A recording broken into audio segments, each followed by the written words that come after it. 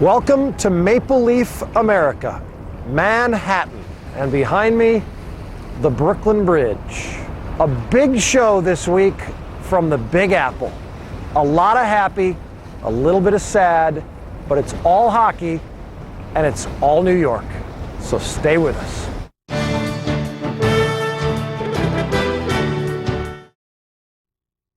Welcome back to Maple Leaf America. We've crossed the Hudson River and we've moved down the pike a few miles here to Princeton, New Jersey. Of course, the home of Princeton University. I did not attend school here. Dave? No. I didn't think so. This is the Hobey Baker Arena, named after the man, the myth, the legend. Of course, they also named a trophy after him.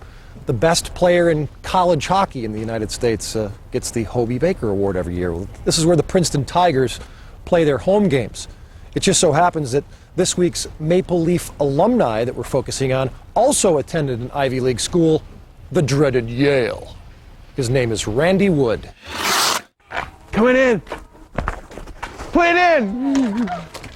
We need to smooth out this driveway. Call him a young old-timer. 38-year-old Randy Wood made the most of his hockey skills. Well-traveled as an amateur and as a professional, the Princeton, New Jersey native played 11 seasons in the NHL, starting in 1986-87. This was my high school jersey from Andover Academy in Andover, Massachusetts. My college jersey. And after college, I played in my first U.S. national team in '86. This was in Moscow. It was actually good fun. We went there. Nice. Quite an experience over there during the Cold War era.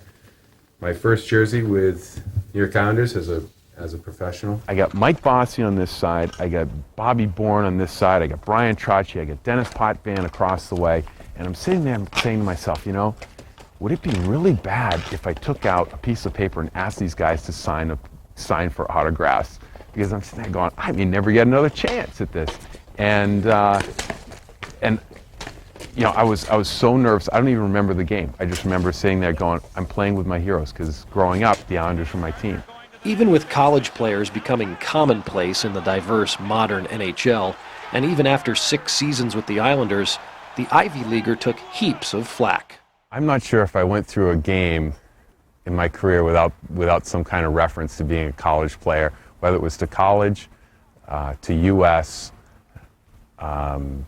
you know, or being a Yale graduate. I got comments all the time. Talk is cheap. It's the old sticks and stones and punches to the head that hurt. My first introduction to really getting hit hard in a scrap was my first or second year I was playing with the Islanders.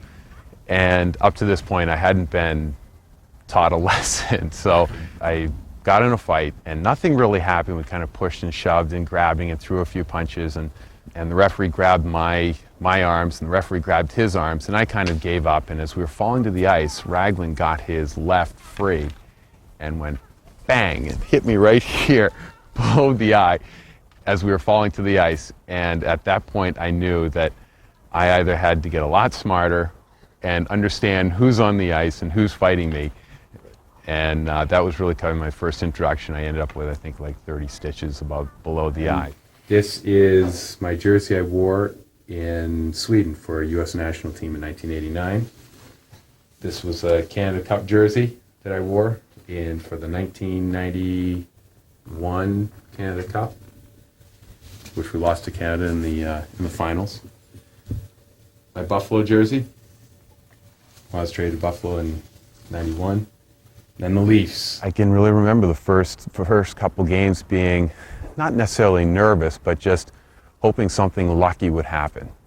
Something where it would kind of make me part of the team and make me feel like I'm contributing to to basically an all-star kind of Hall of Fame lineup here. And fortunately for me, it worked out that way. Gardner going to the net, he fakes the shot. Now passes in front, Ridley can't get to it, still scores! Randy Wood! Randy Wood gets his first goal as the Toronto Maple Leafs, and I'm going to tell you something, he showed some fancy footwork to get this puck under duress in front of the net up to his stick. Wood averaged half a point a game his only full season in Toronto, and his biggest hockey moment came with the Leafs. a game winner in the playoffs against Chicago to force a Game 7 in 1995. Everyone was down on the bottom. I had the whole top half of the net, and I was meant to shoot it right up underneath the crossbar, and it went underneath everyone. So I was kind of lucky with that. A nervous Cheryl Wood had left her seat at the Gardens and watched on TV from the wives' room downstairs. All of a sudden, I looked up, and there's Randy in front of the net, and I just went, oh my God, he's going to score. He's going to score. You could just see it coming. And he did. And the next feeling I had was just the building shaking, absolutely shaking. And it was just a real high, just a great feeling. After being in Canada and playing in Canada for the Toronto Maple Leafs, you get a real appreciation of how truly big the Maple Leafs are. I always tell people that next time the Maple Leafs win the Stanley Cup, they're basically going to shut the country down because, you know, and people are here in New York are like, oh no, the Yankees are, you know, there's no way you could have a better fan than the Yankee fan. I'm like, you know what, as great as the Yankee fans are here, the Maple Leaf fans are just that much more devoted to their team, that much more crazy about hockey.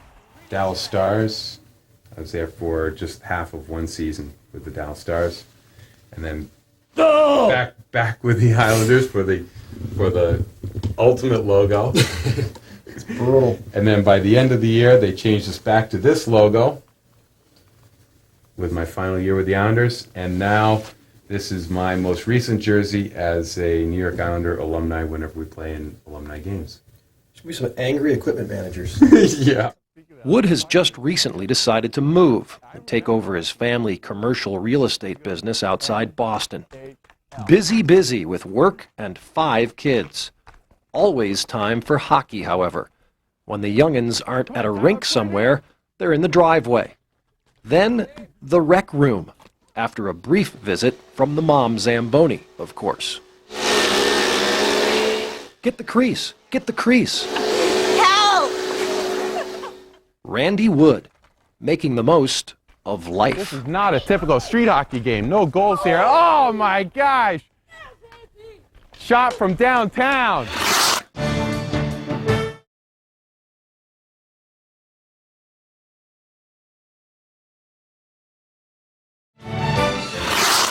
I'm standing in Brooklyn looking across at the downtown Manhattan skyline, and as all of you know, there is a noticeable absence due to the events of September 11th, 2001.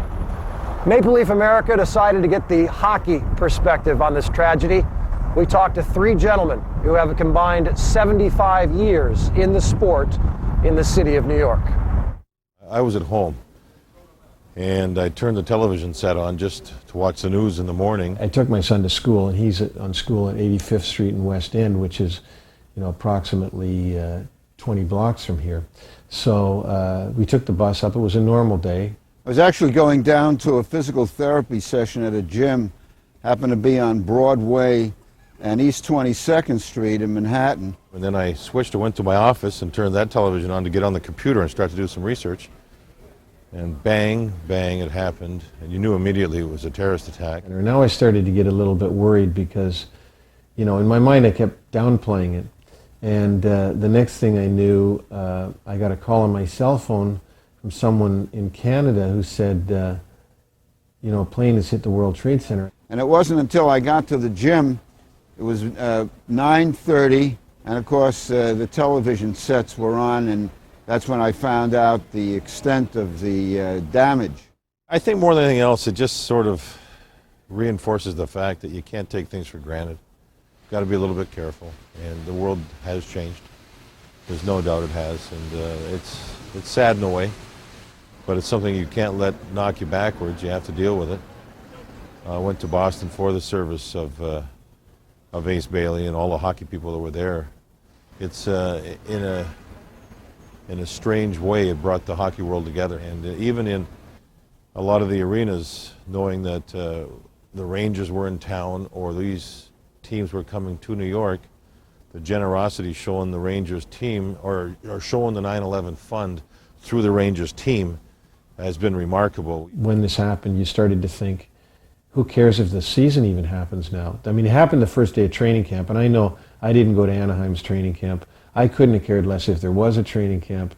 I couldn't have cared less what happened. And for somebody that's been involved in hockey since I can remember, I can't remember not being involved in hockey.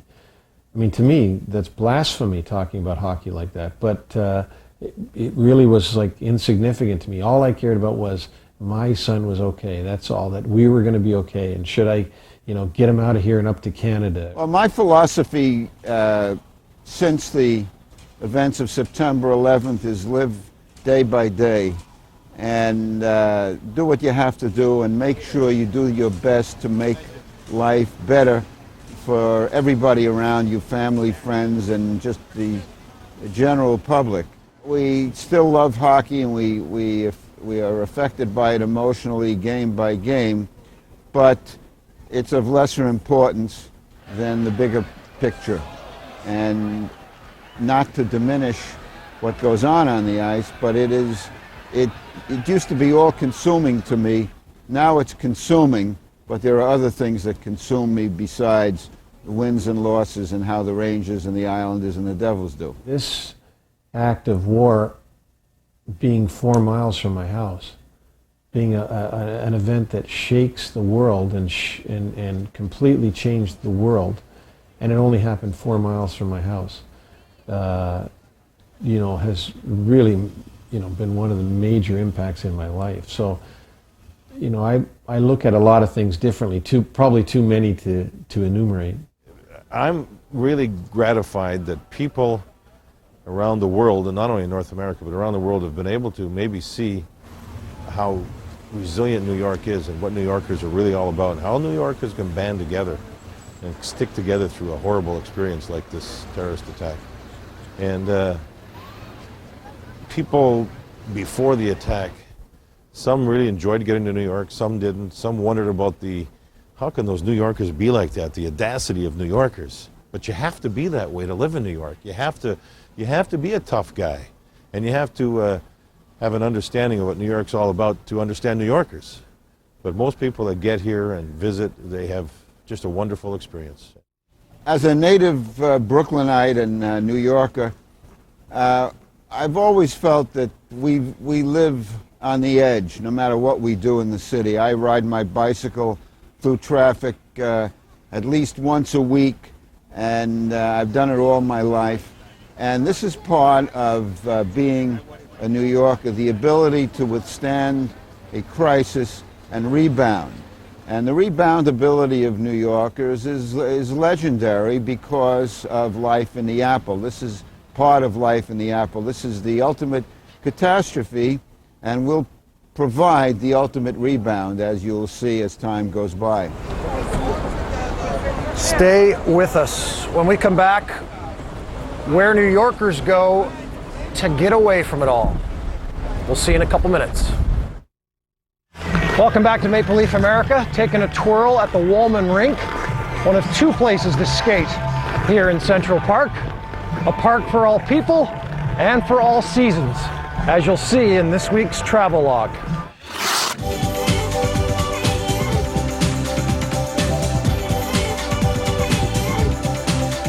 Everyone has heard of Central Park in New York City for one reason or another. It's the center of the city, which considers itself the center of the universe. It's New York's 843-acre hideaway. Sheep's Meadow is a great place where in the summertime you get a lot of cute young ladies who are out there sunbathing, and various activities like frisbee and lacrosse sometimes. But I would have to say Central Park is definitely my most favorite park in the world. In the mid-19th century, the state of New York gave the city of New York eminent domain, the right to acquire land deemed necessary for a great park in the center of Manhattan. Wealthy landowners and merchants had decided New York needed a world-class park on the scale of those in London and Paris. The rich needed a scenic place for carriage rides, and the working class needed a happy alternative to saloons. The plan included land between 5th and 8th Avenues, east to west, and 59th Street and 106th Street, south to north. The resident Irish pig farmers and German gardeners were given the boot. Work started in 1853. 20,000 laborers would landscape and eventually plant 270,000 trees and shrubs. In 1863, the northern boundary was expanded to its current limit at 110th Street. Cold days like this and kind of rainy days or at night, that's when I'm usually in the park. Especially at night. You're allowed to let your dog off the leash and you can play ball, and there's other people who come here at night and hang out, maybe have a couple beers, throw the ball with the dogs, and it's a good scene. The biggest surprise about Central Park, the topography. It's no flat, grid-like field of green. It's full of rocky outcrops, swamps, and bluffs. Lakes were developed, ball fields laid, 20 playgrounds built up but well hidden. The 4 main streets which traverse the park were all sunken 8 feet below park level, so those enjoying recreation or relaxation don't have to observe traffic. I like it in the spring when it's all yellow and gray when the daffodils come up. I like it in the fall when the leaves are turning. They're about the last thing there is in the city to turn. I like it when the kids are around playing. I like it without the cars, which are mostly banned. So I can't think of anything I don't like. Central Park offers a little bit of everything. People watching, of course. How about ice hockey and skating? 2 rinks exist. Woolman Rink to the south and the Lasker Rink and Pool to the north, which offers the Hockey in Harlem program for non-traditional, less privileged participants. Strawberry Fields, home to impromptu memorials for late Beatles John Lennon and George Harrison, sits off 72nd Street. From hurried streets to hushed paths, Central Park is truly an urban oasis.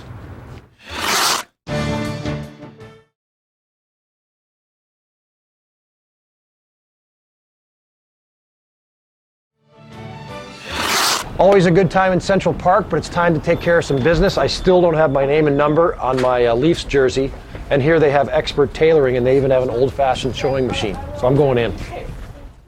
That was perfect. He did it right while I stood there, put it right on my back. I think we're in business here. I'm finally getting somewhere with my name and my number. Dave, what do you think? How's it look, hey? Good? Good stuff?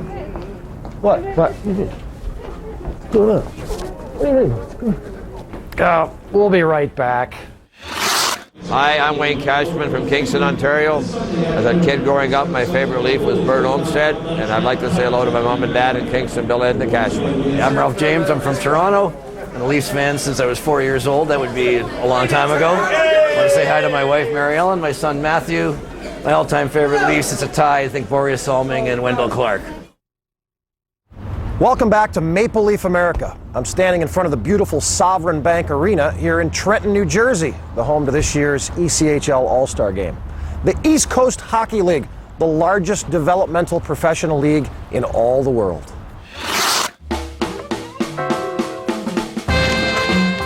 Four quote-unquote AA professional hockey leagues exist in North America: the West Coast, Central, United, and East Coast Hockey Leagues.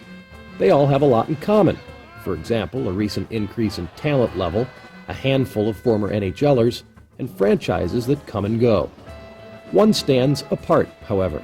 The ECHL has affiliations with 26 of the 30 NHL teams, and easily the most NHL prospects. I think, developmental is probably the best word. Everyone here is here because they need to work on certain aspects of the game so they can get to the next level of the AHL and then hopefully, ideally onto the NHL. Over the course of the league's 14-year history, almost 200 players have advanced to the NHL. Ole Kolzig leads an impressive list of goaltenders who have trained in the coast. Ideally, from the East Coast Hockey League's perspective, a baseball-esque farm system with 30 direct affiliations to AHL and NHL clubs would be the ultimate. That would be the dream world. Unfortunately, the economics in hockey really don't support that, in that NHL teams now really have a disincentive of having too many players under contract because they can ferret out those gems that maybe nobody signed that are playing in the ECHL, for example, and let us bear the burden of the developmental costs and then sign those players and ultimately see them as they make their way to the NHL. So I think realistically the affiliation relationship will increase, but I don't think you'll ever see an environment where it's, you know, there's a team-to-team basis. Even 3 or 4 NHL signees per team would put the ECHL in the AA driver's seat. Concerns about prospect, non-prospect, or signee, non-signee cliques affecting dressing room chemistry seem unwarranted. We've got 4 or 5 guys in our locker room that are affiliated with the Islanders or the Flyers, and you know, they're all good guys. They're pretty level-headed guys, and like the rest of us, they're here to develop and, you know, work on their skills because they want to get to the next level as well. The guys now are very much on the same page, and they know that if they play well here, they will get a chance to progress. And you know, we've had players who've started here even last year, started the season with us and played games with the New York Rangers. Providing talent to and aligning itself with the NHL will continue to grow as one of the ECHL's main missions. It's everything I expected and then some. You know, the speed is obviously a cut above from where I played last year, the size of guys, and it's a terrific league, and I feel, you know, real fortunate to be able to play in it.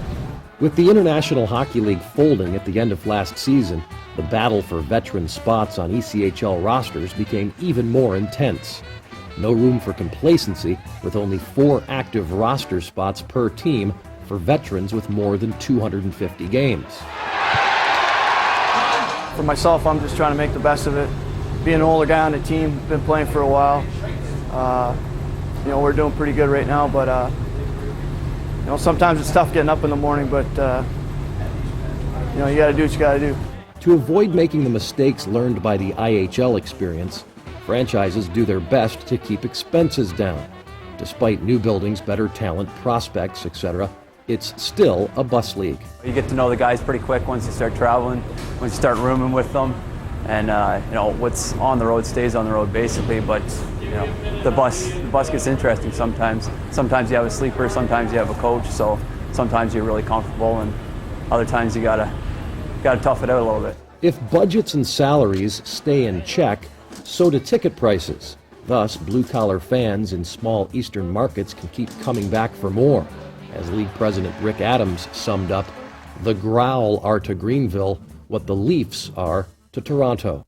We're a league that has steadily grown and playing, you know, we're the 2nd largest league in professional hockey in the world. And that is a direct result of the fans that you've just described. Adams is putting his money where his mouth is. After the 2002-2003 season, he'll leave headquarters to take ownership interest in 2 different East Coast Hockey League clubs. Pretty sturdy bet in possibly the sturdiest of minor leagues.